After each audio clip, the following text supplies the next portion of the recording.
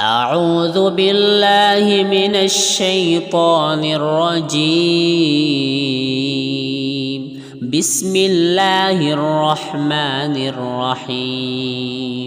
والنازعات غرقا والناشطات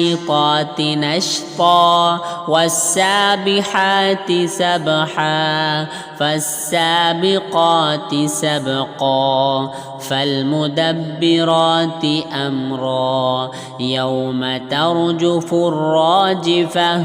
تتبعها الرادفة قلوب يومئذ واجفة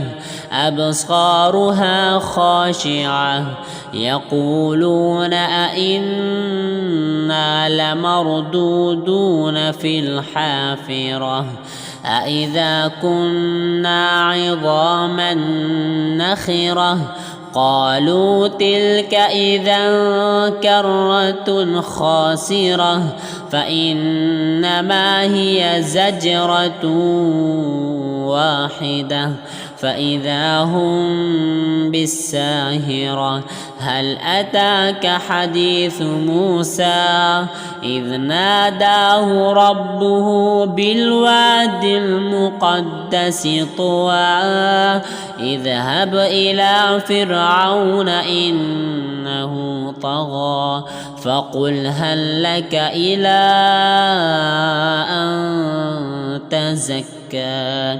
وأهديك إلى ربك فتخشى فأراه الآية الكبرى فكذب وعصى ثم أدبر يسعى فحشر فنادى فقال أنا ربكم الأعلى فأخذه الله نكال الآخرة والأولى إن في ذلك لعبرة لمن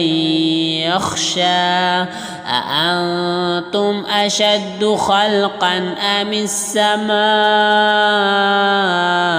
بناها رفع سمكها فسواها وأغطش ليلها وأخرج ضحاها